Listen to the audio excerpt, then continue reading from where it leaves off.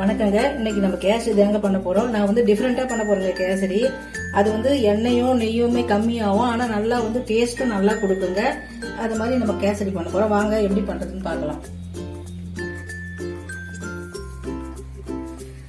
கடாய் அடுப்பில் வச்சுக்கிறேங்க. இப்போ வந்து நல்லா கடாய் காயுதுங்க. நம்ம அதில் 2 ஸ்பூன் நெய் விட்டுக்கலாங்க.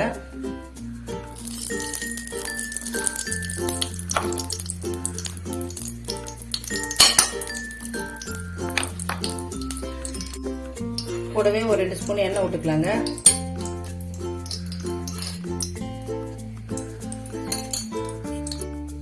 இப்போ நல்லா எண்ணெயும் நெய்யும் காஞ்சிச்சுங்க. நம்ம முந்திரி வறுத்துக்கலாங்க.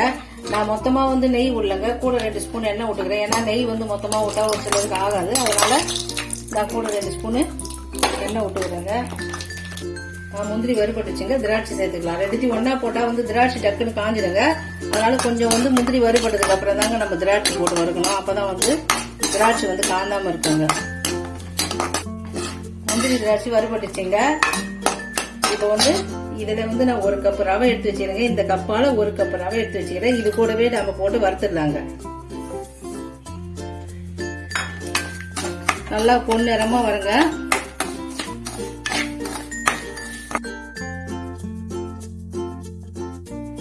ரவை வந்து நல்லா வறுபட்டுச்சுங்க. இந்த அளவுக்கு வறுபட்டா போதும். இப்போ வந்து நம்ம இதுலயே சர்க்கரை ஆட் பண்ண போறோங்க. நம்ம எந்த கப்புல ரவை எடுத்தோமோ அந்த கப்புல வந்து நான் 1.5 கப் சர்க்கரை எடுக்க போறேங்க. அது வந்து 1.5 கப் சர்க்கரை வந்து நல்லா இனிப்பு திட்டமா இருக்குங்க. அந்த அளவுக்கு போட்டுக்கோங்க. இது வந்து நீங்க நல்லா சிம்முல வச்சுட்டு அடி பிடிக்காம நல்லா கலந்து விட்டுனே இருங்க. இதுவும் வந்து நல்லா சர்க்கரை வந்து கொஞ்சம் கொஞ்சமா உருகுங்க. அதனால வந்து அடி பிடிக்க சான்சஸ் இருக்குது. நீங்க வந்து சிம்முல வச்சீங்கன்னா சிறுவ கலர்னீங்கன்னாக்கா நல்லா கலர் மாறி வருங்க. உங்களுக்கே தெரியும், ஒரு செவந்த கலர் வருங்க. இது வந்து சிறுவுல அப்படியே வரப்பட்டுனே கிட்டங்க. அதுக்குள்ள நம்ம வந்து சுடு தண்ணி ரெடி பண்ணி வச்சுக்கலாங்க. இதுக்கு ஊத்துற அளவு எவ்வளவு தேவையோ அந்த சுடு தண்ணி நம்ம ரெடி பண்ணிடலாம். இப்ப நான் வந்து எந்த கப்புல ரவை எடுத்தனோ அந்த கப்புல வந்து 3 கப் அளவு தண்ணி வச்சுக்கிறேங்க. தண்ணி நல்லா கொதிக்கணுங்க. அது தண்ணி கொதிச்சுக்கிட்டே இருக்கட்டுங்க. இப்ப நிறைய பாத்தீங்கன்னாக்கா ரவை வெந்ததுக்கு அப்புறம் தான் சக்கரை போடுவாங்க. இப்ப இது வந்து நம்ம இதுல சக்கரை போட்டுமே நீங்க பாப்பீங்க. அது வந்து எப்படின்னா, இது நம்ம வந்து கலர் இப்ப தண்ணி ஊத்தணும்னு வச்சுங்க, சக்கரை போட்டா கட்டி கட்டியா ஆயிடுங்க. எப்பவுமே ரவை வெந்ததுக்கு அப்புறம் சக்கரை போட்டா இதுல வந்து அந்த மாதிரி ஆகிறதுக்கு வாய்ப்பே கிடையாதுங்க. ரொம்ப நேரம் ஆனாலும் நல்லா இலகவே இருக்குங்க கேசரி. நாங்க வந்து டைட்டாவே ஆகாது, நல்லா இலகம் இருக்கும். எண்ணெய் நம்ம இது இல்லாம நெய்யும் கம்மியா கூட போட்டா கூட போதுங்க. நல்லா வந்து பாக்கிறதுக்கு உங்களுக்கு ஷைனிங்கா தெரியும். அதனால இது மாதிரி ஒரு தடவை நீங்க ட்ரை பண்ணி பாருங்க, நல்லாவே இருக்கும். இதுல வந்து ஒரு சிட்டிக்கு உப்பு போட்டுங்க. அப்பதான் வந்து இனிப்பு நம்ம வந்து எடுத்து கொடுக்கும். ஒரு சிட்டிக்கு உப்பு. இது வந்து ஒரு 3 ஏலக்காய் பொடி பண்ணி வச்சுக்கிறேங்க. இதுலயே போட்டு நம்ம கலந்துடலாம். நல்லா வறுபட்டுச்சுங்க. இது பாருங்க, சர்க்கரை ரவையும் வந்து நல்லா மெல்ட் ஆகி நல்லா உருகிடுச்சு. கரெக்டா வந்து இந்த மாதிரி பதத்துக்கு நீங்க ஆயிடுச்சுன்னா போதுங்க. இதுதான் கரெக்டான அளவுங்க. இப்ப இதெல்லாம் நம்ம கேசரி பவுடர் கொஞ்சம் ஆட் பண்ணிடலாங்க.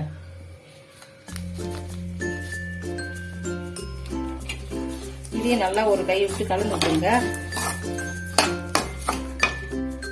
இப்போ கொதிக்க வச்ச தண்ணியை நம்ம இதுல ஆட் பண்ணிடலாங்க. இந்த மாதிரி வால் கிணத்துல வச்சுங்க தண்ணி வந்து. ஏன்னா நம்ம வந்து எடுத்து ஊத்தும் போது நமக்கு வந்து அது கையில வந்து படுங்க. ஏன்னா அதுவும் ரவையும் சூடா இருக்குது, தண்ணியும் கொதிக்குது, அதனால கையில தெரிக்கும். அதனால நீங்க வந்து இந்த மாதிரி புடி வச்ச வால் கிணமா தான் நம்ம இப்படி கையில புடிச்சு எடுக்கிறதுக்கு மேல படாம இருக்குங்க. தண்ணி நல்லா கொதிச்சுச்சுங்க. இப்ப நம்ம அந்த ரவையில இதை ஆட் பண்ண வேண்டியதாங்க. கொஞ்சம் அப்படி எட்டந்தே ஊத்துங்க தண்ணியை. ஏன்னா ஊத்தும் போது இந்த மாதிரி மேல கொதிக்குங்க. அதனால கொஞ்சம் ஊத்துங்க. இதுக்கப்புறம் ஒண்ணே ஆகாதுங்க. நீங்க இந்த மாதிரி கலந்துருங்க நல்லா.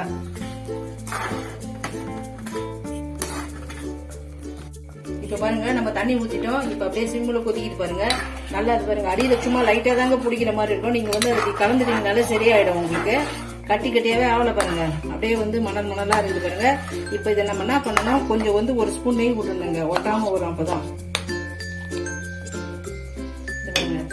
ஒரு 2 ஸ்பூன் இதுல நெய் விட்டுட்டீங்கன்னா ஒட்டே ஒட்டாதுங்க. இந்த மாதிரி 2 ஸ்பூன் விட்டுட்டீங்கன்னா அது பாட்டு சிம்முல கொதிக்கிட்டோம். நீங்க வந்து இதுக்கு வந்து ஒரு மூடு போட்டு மூடிட்டீங்கன்னா அப்படியே கேசரி வந்து மலர்ந்து நல்லா வந்துடுங்க. இது வந்து ஒரு 3ல இருந்து 5 நிமிஷம் தாங்க. அப்படியே சிம்முல போட்டு இந்த மாதிரி மூடி வச்சீங்கன்னா கேசரி நல்லா வெந்துடுங்க ரவெல்லாம். இப்ப பாருங்க, ஒரு 4-5 நிமிஷம் தாங்க ஆச்சு. இப்ப நம்ம தட்டு பார்க்கலாம். பாருங்க எவ்வளவு சூப்பரா வெந்துக்குது பாருங்க. ரவை வந்து நல்லா மலர்ந்து இருக்குது. எதுவுமே கட்டி தட்டவே இல்லை பாருங்க. இப்ப நம்ம வந்து சாதாரணமா வந்து ரவையில போட்டு சக்கரை போட்டா கட்டிக்கிட்டே ஆயிடும். இது பாருங்க நல்லா வந்து வெந்துட்டும் இருக்குது ரவை, நல்லா அப்படியே உதிரியா இருக்கு பாருங்க மலர்ந்து. இது வந்து பச்சை கற்பூரங்க. இந்த அளவு போட்டீங்கன்னா நல்லா வந்து வாசனை நல்லா இருக்குங்க. கோயில்ல கொடுக்குற மாதிரி இருக்கும் கேசரி. இந்த மாதிரி நல்லா நெசுக்கி போட்டுருங்க. இது வந்து ரோஸ் எசன்ஸுங்க. இது வந்து கல்யாணத்தெல்லாம் யூஸ் பண்ணுவாங்க. இந்த மாதிரி தான் வந்து ஊத்துறாங்கன்னா நல்லா வந்து வாசனை வந்து கல்யாணத்துல செய்யற மாதிரி இருக்குங்க கேசரி. இதை வந்து ஒரு 3 சொட்டு 4 சொட்டு விட்டீங்கன்னா நல்லா வாசனை இருக்குங்க. இது